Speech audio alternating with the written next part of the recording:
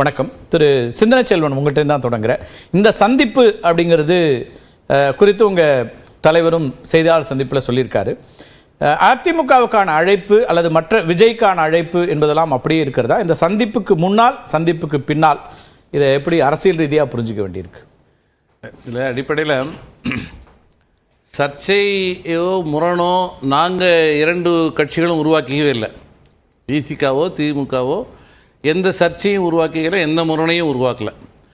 ஆனால் இந்த இரண்டு கட்சிகளும் இணைந்து பயணப்படுற இந்த பயணத்தில் அதை பார்த்து இயல்பாகவே சில ஐயங்கள் பொது சமூகத்துக்கு வரலாம், அல்லது இந்த இணைப்பை விரும்பாதவர்கள்ட்டையும் அது வரலாம். இந்த இணைப்பை இப்போ அப்படி ஒரு அந்த சூழல் இருந்து ஒரு சர்ச்சை உருவானதான ஒரு போலியான திமுகவுக்கான அழைப்பு என்பதை விரும்பாதவர்கள் கொடுக்கல, விடுதலை சிறுத்தைகள் கட்சி கொடுத்தது.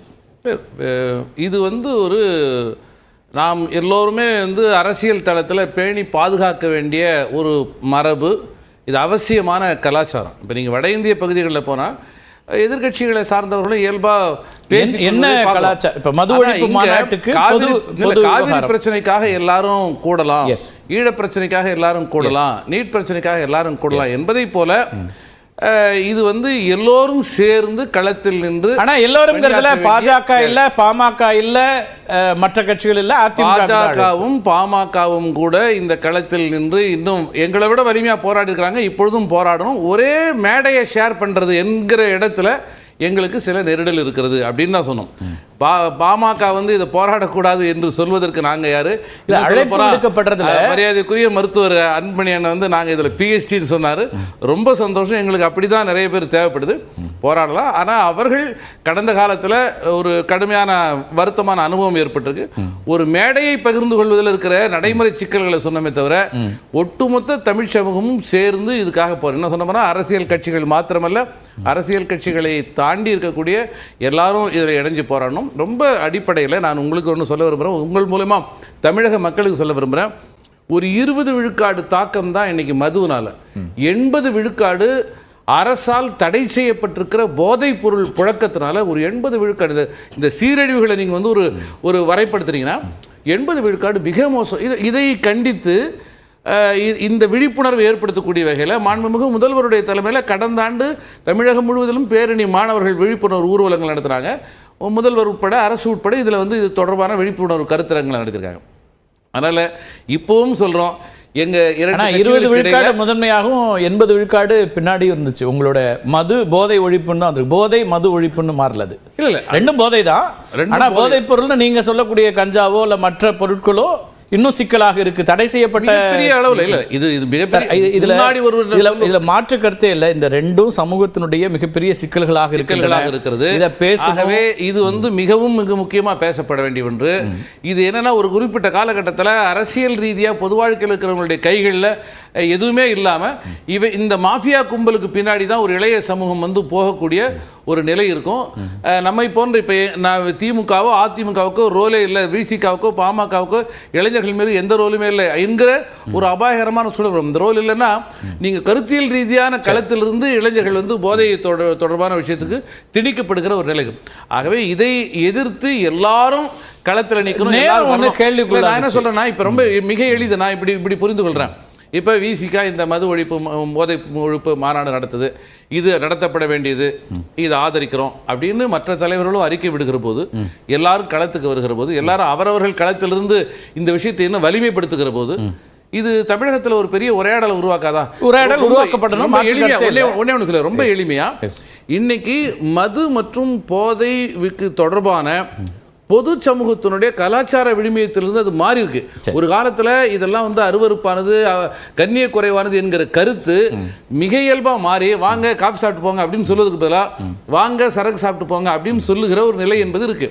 இப்போ இந்த பொது சமூகத்தினுடைய அந்த விழுமியம், கலாச்சாரம், நம்முடைய கல்ச்சுரல் வேல்யூ, பண்பாட்டு விழுமியம் மிக மோசமாக பின்னாடி இந்த சிக்கலை இடையில விடுதலை சிறுத்தைகள் கட்சி மறந்துருச்சா அப்படிங்கிற ஒரு கேள்வியை உங்களை விமர்சிக்கிறவங்க வைக்கிறாங்க. 2015 இது பற்றி ரொம்ப தீவிரமா பேசுனீங்க. அப்புறம் 2024 தான் இது பற்றிய தீவிர பேச்சு வருது. என்னன்னா, அப்போ விடுதலை இது நேரத்தை கேள்விக்குள்ளாகல. விடுதலை சிறுத்தைகள் போல ஒரு வெளிச்சத்துக்கு வருவதற்காக தவித்து கொண்டிருக்கிற மிக நீண்ட காலமாக ஒரு இருட்டில் கிடக்கிற மக்களை பிரதிநிதித்துவப்படுத்துகிற கட்சி நாங்கள். இப்போ நாங்கள் கண்ணீர் விடுகிற போது, கதறுகிற போது, பல்வேறு விஷயங்களை செய்கிற போது அதெல்லாம் வெளியே வர்றதில்லை.